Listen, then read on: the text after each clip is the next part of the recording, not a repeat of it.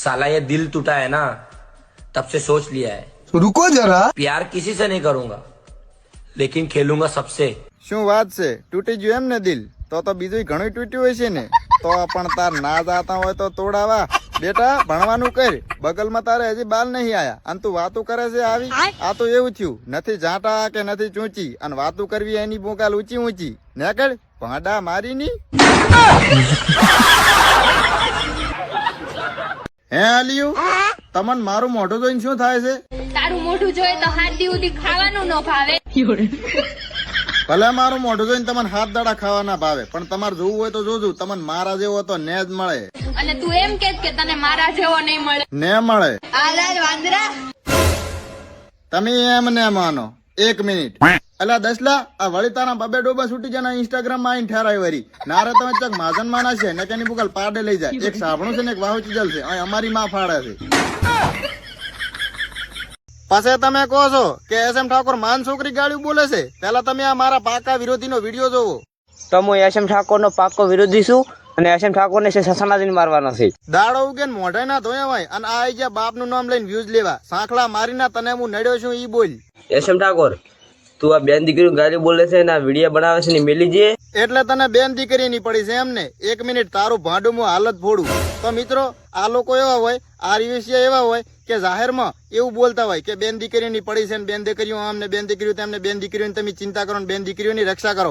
પણ 10 વાગે એટલે કોકના લગ્નમાં જઈ અને અરે કોકની બેન દીકરીને હમે કરીને લાઈન મારતા હોય. અને લાઈન મારે એનો વાંધો નહીં, પણ કોકની બેન દીકરીને એના સંપલ ખાતા હોય ને ગાળ્યું ખાતા હોય અને પાછા આપણને શીખવાડવા આવતા હોય. અમે તો જાહેરમાં જીવો શોકે શોકો બોલીને ઉભા ના, પણ તમારી કોઈ બીજાને કઈ હળિયું કરવા નહીં જતા, નહીં કોઈ બીજાની બેન દીકરીને લાઈન મારવા જતા સાંખલા મારીનું. અને તમને ખબર છે કે તમારી કેટલી વખત છે, તમે એટલે ગધાડીને સારનો પૂળો નાખો ને તો ગધાડીએ 2 પાટું મેરીને તમને એમ જ કે નેકળ સાંખલા મારીને તારી નિયત હારી નહીં.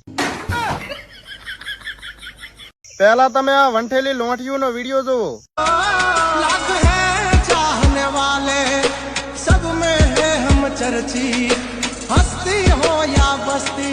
બાપે હારી પરમિશન આલી ની મોઢામ લઈને ધમાડો કાઢવાની.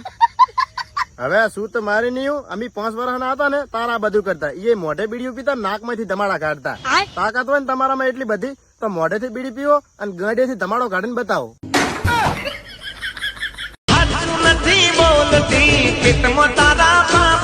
એના પેટમાં કઈ હોય કે ના હોય, પણ તારા પેટમાં કઈ ભાંડું નહીં. અને ઈ તારી પાસે ક્યાંથી હાસુ બોલે? તારે જ ખાવાના વાંધા છે ને. અને જો તારે પૈસે ટકે તું કઈ નબળો પડતો હોય ને તો તું આ મારો વિડીયો જોઈ. હેલો મિત્રો, તમારા ભાઈએ લઈ લીધું છે નવો iPhone 13. જાણો છો iPhone ના પૈસા મેં ક્યાંથી લાયા? ઘરે બેઠા ગેમ રમીને. લિંક મારા ઇન્સ્ટાના બાયોમાં આપેલી છે, લિંક ઉપર ક્લિક કરો અને ડાઉનલોડ કરો. ડાઉનલોડ કરતાની સાથે આ ગેમમાં તમને લોગિન બોનસ એટલે કે તમારો નંબર રજીસ્ટર કર્યાનું બોનસ 41 રૂપિયા મળશે. અને હા, એટલું જ નહીં, આની અંદર 25 થી પણ વધારે ગેમો છે. જોઈએ શું થાય છે, ચેવી ગેમો થાય છે, બરોબર? ચેવી ગેમો રમાય છે. તો પહેલા તો શરૂઆતમાં તો તમે જોઈ શકો છો મેં 100 રૂપિયા એડ કરી દીધા છે આની અંદર. અને હવે આ ગેમ ઘડીક આપણે રમશે શું. આની અંદર મારી ફેવરેટ ગેમ છે ગોલ્ડ વર્સેસ માઇન્સ, જેની અંદર 25 ગોલ્ડ અને 23 2 માઇન્સ આવે છે, બરોબર? તો હવે આવી રીતે આપણે આ ગેમ ઓપન કરી દીધી છે અને આની અંદર 100 રૂપિયા લગાડ્યા છે. અને હવે જુઓ, ચારે બાજુના 4 ખૂણા અને એક વચલો ખૂણો મેં ખોલ્યો છે. આ સિક્રેટ ટ્રીક છે. આવી રીતે તમે રમશો તો 99.99% તમે જીતી શકો છો. એ પણ ઘણા બધા પૈસા. જુઓ શું થાય છે. જોયું મિત્રો, મને 53 રૂપિયાનું પ્રોફિટ થયું છે. હવે આવી રીતે હું ઘડીક આ ગેમ રમીશ. ચારે બાજુના 4 ખૂણા અને વચલો એક ખૂણો.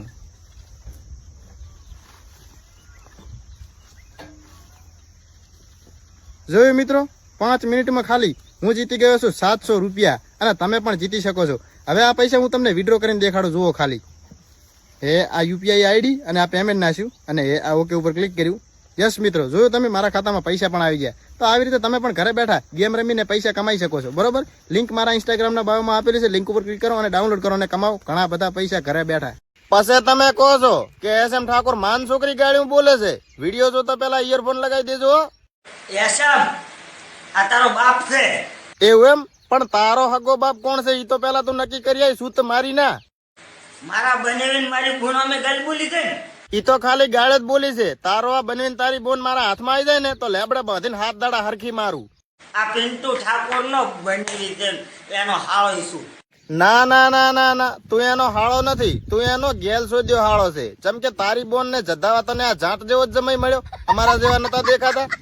તારી માં સોજી ના છું તો સાંભળ બેટા, 2001 માં તાર ભાઈ બાથરૂમ માં બેઠી બેઠી નાતી હતી ને, એને બાથરૂમ ઉપર હું વંડે ચડીને તાર ભાઈ જોતો હતો અને એવા ટાઈમે ભૂકંપ આઈને ઉભો રહ્યો તે હું ઉલડીને સીધો તાર બાઈ ઉપર પડ્યો અને તારા જેવો 9 મહિને પેદા થઈ ગયો. તો હવે તું જ બોલ, તારો બાપ કોણ? એસમ રેડી લ્યો, હવે હિસાબ બરાબર થયો. તો બેટા હવે કોઈ દાડો તું બાપના શાળા કરીશ નકે તેતર બોલે છે ટાંડામાં અને એક પાટું ભેળો ઘાલી દઈશ તારી માના પાંડામાં, જ્યાંથી તું નહેર્યો છે.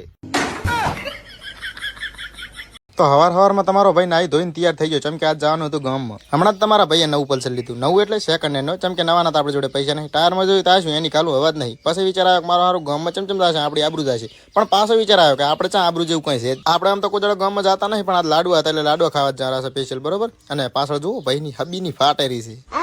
ગામમાં આવીને જોયું તો શું, પાડોશી તો અમારી પેલા આવીને લાડવા ખાઈને બેઠા હતા, પાર્ટીએ કરી અડવાનું કરતા. અમે કીધું અડવા આપણે જમ્યામાં. આપણા ખાસ મિત્ર દિલીપભાઈએ ખાઈને આવતા રહ્યા. અમારા ગામમાંથી અમુક પરિવારના સભ્યો જતા કાશી યાત્રાએ અને સફળતાપૂર્વક પાસ આવ્યા છે, એનો આ જમણવાર રાખ્યો છે.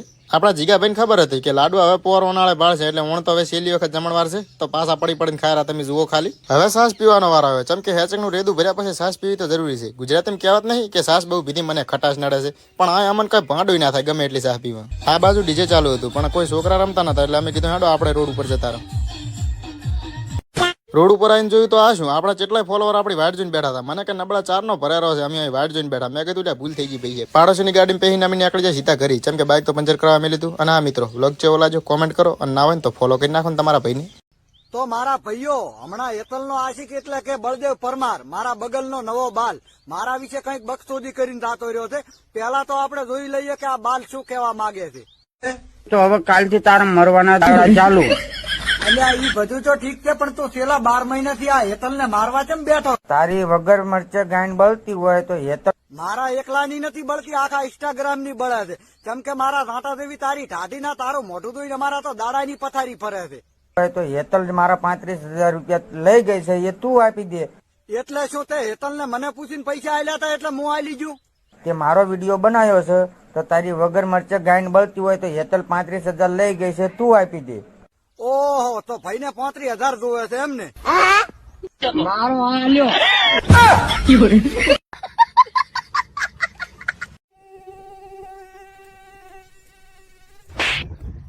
હે રુદા, આ આપણાને મસર કઈડે તો ચમ આપણાને તાવ આવતો હશે, ડેન્ગ્યુ થતો હશે, પણ એડ્સ કેમ નહીં થતો હોય?